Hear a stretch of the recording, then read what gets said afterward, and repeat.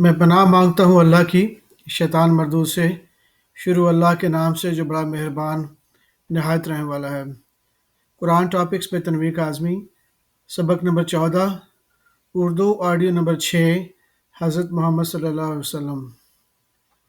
الکہف سورہ 18 آیت نمبر 109 سے 110۔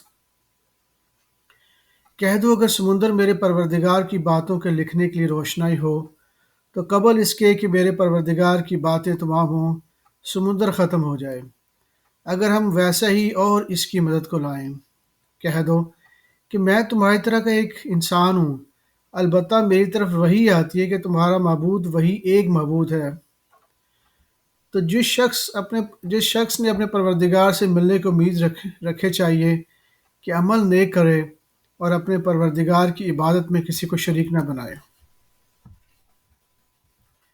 ان کو اس بات کا کچھ بھی علم نہیں اور نہ ان کے باپ دادا ہی کو تھا۔ یہ بڑی سخت بات ہے جو ان کے منہ سے نکلتی ہے، اور کچھ شک ہی نہیں کہ جو کچھ کرتے ہیں محض جھوٹ ہے۔ اے پیغمبر، اگر یہ اس کلام پر ایمان نہ لائیں تو شاید تم اس کے پیچھے رنج کر کے اپنے تئیں ہلاک کر دو گے۔ مریم سورہ 19 آیت نمبر 97۔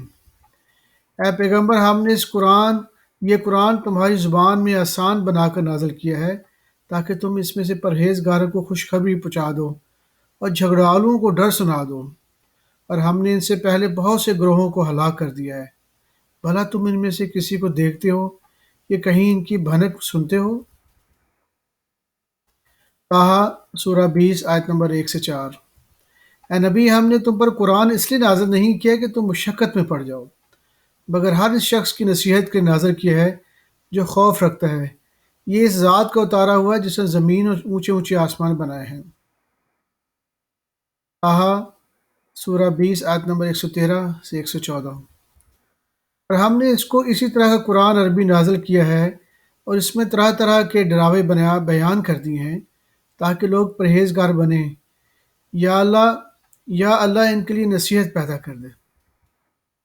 تو اللہ جو سچا بادشاہ ہے، عالی قدر ہے، اور قرآن کی وحی جو تمہارے پاس بھیجی جاتی ہے اس کے پورا ہونے سے پہلے قرآن کے پڑھنے میں جلدی نہ کیا کرو، اور دعا کرو کہ میرے پروردگار مجھے اور زیادہ علم دے۔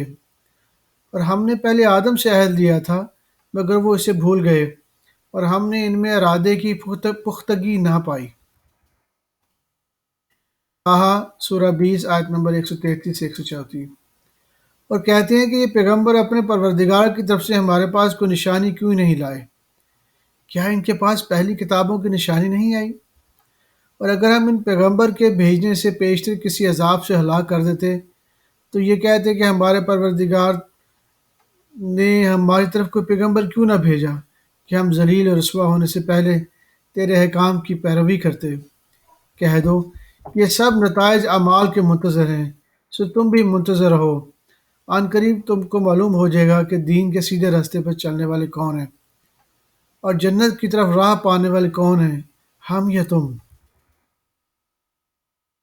الانبیاء سورہ 21 آیت نمبر 41۔ تم سے پہلے بھی پیغمبروں کا مذاق اڑایا جاتا رہا ہے، تو جو لوگ ان سے تمسخر کیا کرتے تھے ان کو اسی عذاب نے جس کی ہنسی اڑاتے تھے آ گھیرا۔ الانبیاء سورہ 21 آیت نمبر 45۔ کہہ دو میں تم کو وحی کے مطابق خبردار کرتا ہوں، اور بہروں کو جب تنبیہ کی جائے تو وہ پکار کو سنتے ہی نہیں۔ الانبیاء سورہ 21 آیت نمبر 107 سے 109۔ اور اے نبی، ہم نے تم کو تمام جہانوں کے لیے رحمت بنا کر بھیجا ہے۔ کہہ دو مجھ پر اللہ کی طرف سے یہ وحی آتی ہے، تم سب کا معبود ایک ہی معبود ہے، تو کیا تم فرمانبردار ہو جاتے ہو؟ پھر اگر یہ لوگ منہ پھیریں تو کہہ دو کہ میں نے تم سے سب کو یکساں احکام الہی سے آگاہ کر دیا ہے، اور مجھ کو معلوم نہیں کہ جس چیز کا تم سے وعدہ کیا جاتا ہے وہ عن قریب آنے والی ہے یا اس کا وقت دور ہے۔ الحج سورہ 22 آیت نمبر 49 سے 52 تک۔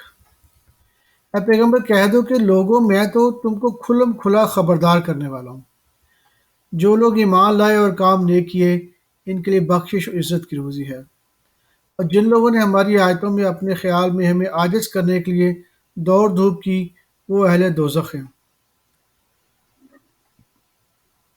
اور ہم نے تم سے کوئی پہلے اور ہم نے تم سے پہلے کوئی رسول اور نبی نہیں بھیجا، مگر اس کا یہ حال تھا کہ جب وہ کوئی آرزو کرتا تھا تو شیطان اس کی آرزو میں وسوسہ ڈال دیتا تھا۔ تو جو وسوسہ شیطان ڈالتا ہے اللہ اس کو دور کر دیتا ہے، پھر اللہ اپنی آیتوں کو مضبوط کر دیتا ہے، اور اللہ علم والا ہے، حکمت والا ہے۔ الحج سورہ 22 آیت نمبر 74 سے 76۔ ان لوگوں نے اللہ کی قدر جیسی کرنی چاہیے تھی نہیں کی، کچھ شک ہی نہیں کہ اللہ زبردست ہے، غالب ہے۔ اللہ فرشتوں میں سے پیغام پہنچانے والے منتخب کر لیتا ہے، اور انسانوں میں سے بھی، بے شک اللہ سننے والا دیکھنے والا ہے۔ جو ان کے آگے ہے، جو ان کے پیچھے ہے، وہ اس سب سے واقف ہے۔ تو سب کاموں کا رجوع اللہ کی طرف ہے۔ النور سورہ 24 آیت نمبر 52 سے 54 تک۔ اور جو شخص اللہ اور اس کے رسول کی فرما برداری کرے گا اور اس سے ڈرے گا، اس کا تقوی اختیار کرے گا، ایسے ہی لوگ مراد کو پہنچنے والے ہیں۔ اور یہ اللہ کے سخت سخت قسمیں کھاتے ہیں کہ اگر تم ان کو حکم دو تو سب گھروں سے نکل کھڑے ہوں گے۔ کہہ دو قسم مت کھاؤ، پسندیدہ فرمانبرداری درکار ہے، بے شک اللہ تمہارے سب اعمال سے خبردار ہے۔ کہہ دو کہ اللہ کی فرمانبرداری کرو اور رسول کے حکم پر چلو۔ اگر منہ موڑو گے تو رسول پر اس چیز کا ادا کرنا ہے جو ان کے ذمے ہے، اور تم پر اس چیز کا ادا کرنا ہے جو تمہارے ذمے ہے۔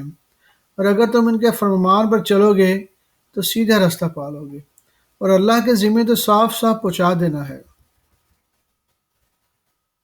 النور سورہ 24 آیت نمبر 62 سے 64۔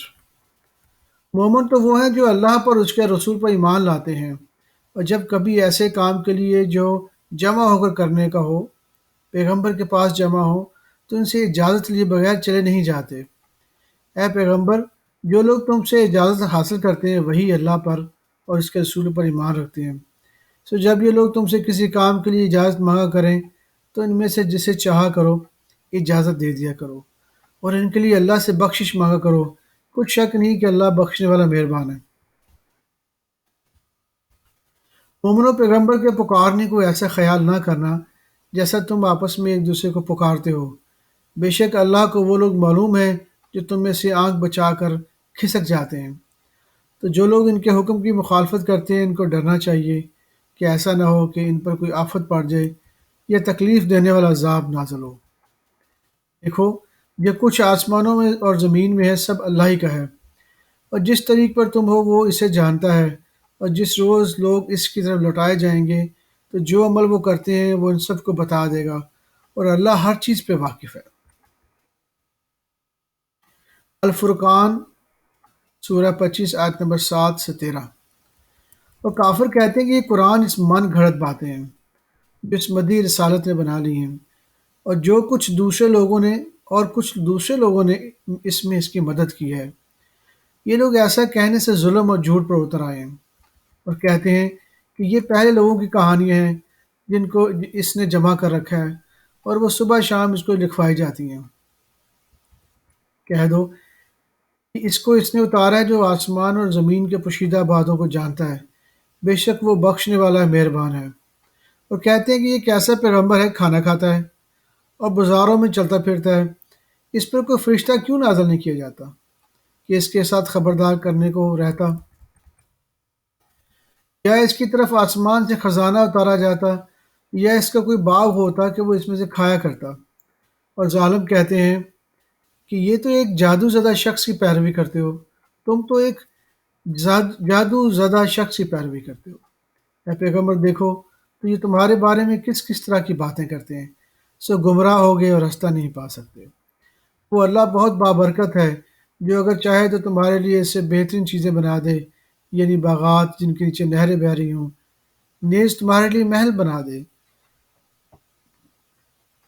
بلکہ یہ تو قیامت ہی کو جھٹلاتے ہیں، اور ہم نے قیامت کے جھٹلانے والوں کے لیے دوزخ کی آگ تیار کر رکھی ہے۔ اس وقت وہ ان کو دور سے دیکھے گی تو غضبناک ہو رہی ہوگی، اور اس کے جوش غضب اور چیخنے چلانے کو سنیں گے۔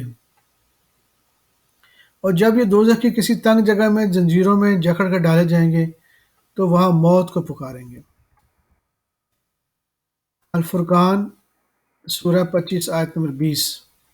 اور ہم نے تم سے پہلے جتنے پیغمبر بھیجے ہیں سب کھانا کھاتے تھے اور بازاروں میں چلتے پھرتے تھے، اور ہم نے تمہیں ایک دوسرے کے لیے آزمائش بنایا، کیا تم لوگ صبر کرو گے؟ اور تمہارا پروردگار تو دیکھنے والا ہے۔ الفرقان سورہ 25 آیت نمبر 32 سے 34۔ اور کافر کہتے ہیں کہ یہ اس پر قرآن ایک ہی دفعہ نازل کیوں نہیں کی اتارا گیا، اور آہستہ آہستہ اس لیے اتارا گیا ہے کہ اس سے تمہارے دل کو مضبوط رکھیں، اور اسی واسطے ہم اس کو ٹھہر ٹھہر کر پڑھتے رہے ہیں۔ اور یہ لوگ تمہارے پاس جو اعتراض کی بات لاتے ہیں، ہم تمہارے پاس اس کا معقول اور خوب واضح جواب بھیج دیتے ہیں۔ جو لوگ اپنے چہروں کے بل دوزخ کی آگ کی طرف جمع کیے جائیں گے، ان کا ٹھکانہ بھی برا ہے، اور وہ رستے سے بھی بہکے ہوئے ہیں۔ صدق اللہ العظیم۔